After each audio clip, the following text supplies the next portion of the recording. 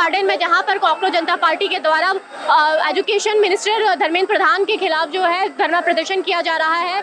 और सुबह 11 बजे से प्रदर्शन शुरू हुआ है, जिसके बाद यहाँ पे भारी संख्या में युवा इकट्ठा हो चुके हैं। वो अपना विरोध प्रदर्शन कर रहे हैं। उनके अंदर काफी आक्रोश और नाराजगी है सरकार और धर्मेंद्र प्रधान को लेकर।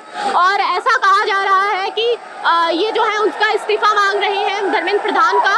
इन युवाओं में जो आक्रोश है वो अभिजीत दीपके की जो अपेक्षाएं थी उनको लेकर दिख रहा है। और ये आक्रोश जो है रुकने का नाम नहीं ले रहा है। लोग हाथ में बैनर पोस्टर लेके अपना प्रदर्शन कर रहे हैं, विरोध कर रहे हैं पेपर लीक जैसे मामलों को लेकर। और जो अभी तक पेपर लीक हुए हैं और बाकी जो एजुकेशन मिनिस्टर और एजुकेशन डिपार्टमेंट में जो भी धांधली और घोटाले चल रहे हैं उसको लेकर इस तरह से लगातार प्रदर्शन जारी है। यहाँ पर युवा जो है काफी गुस्से में दिख रहे हैं।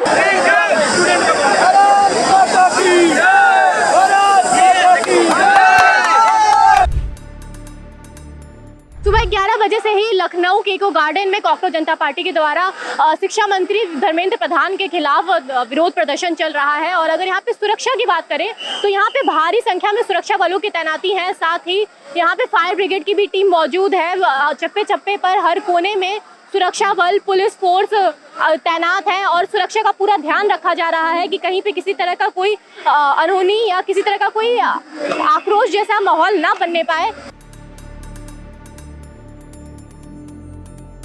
आज सुबह से ही लखनऊ के इको गार्डन में प्रदर्शन चल रहा है कॉकरोच जनता पार्टी के द्वारा। तो आइए इन्हीं से जानते हैं कि इनका प्रदर्शन किस लिए और किस मुद्दे पर किया जा रहा है। किस मुद्दे पर आप प्रदर्शन कर रहे हैं? मैंने भर्ती जो प्रतियोगी परीक्षाएं हैं उसमें पेपर लीक का मुद्दा है और सिस्टम की नाकामी का मुद्दा है और सिस्टम की जवाब न देने का मुद्दा है।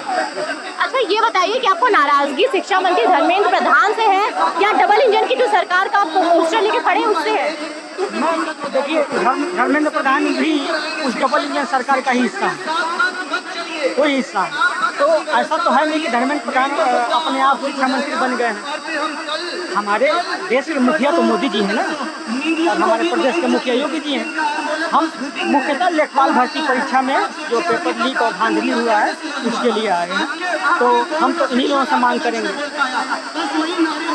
तो आपको क्या लगता है कि इस्तीफे के बाद जो ये सिस्टम है एजुकेशन को लेके ये सुधर जाएगा? इस्तीफे के बाद अगर नहीं सुधरेगा, लेकिन जिम्मेदारी तो तय होनी चाहिए ना। ऐसा क्या हुआ कि गड़बड़ी पे गड़बड़ी होती रहे और चिट्ठी साधे रहें और इधर उधर बयानबाजी करते रहें।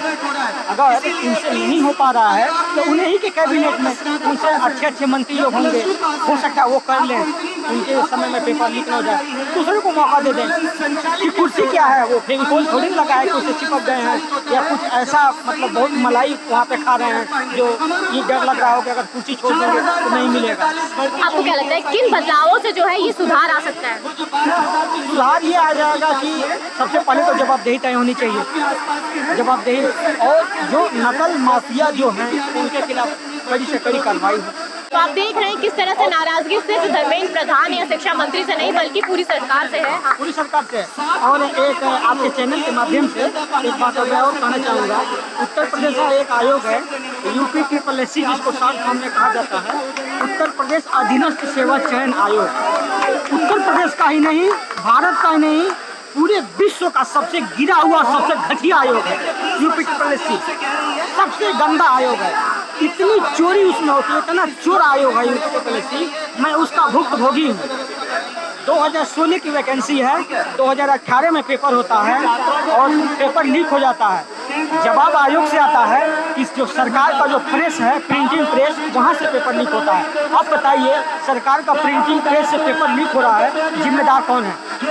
जो परीक्षा दे रहा है वो जिम्मेदार है कि उसके गार्जियन जिम्मेदार है या सिस्टम जिम्मेदार है? फिर उसका री एग्जाम होता है 2019 में।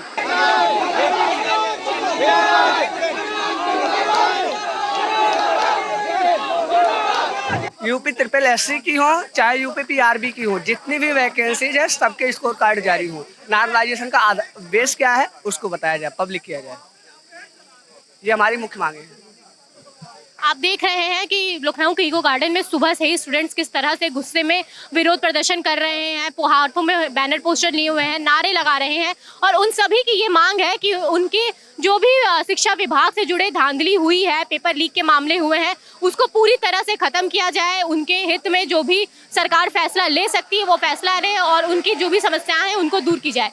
इन यहाँ से जुड़े हर छोटी बड़ी खबरों के लिए ऐसे ही जुड़े रहिए हमारे साथ। तब तक के लिए धन्यवाद। मैं हूँ प्रियांशी श्रीवास्तव।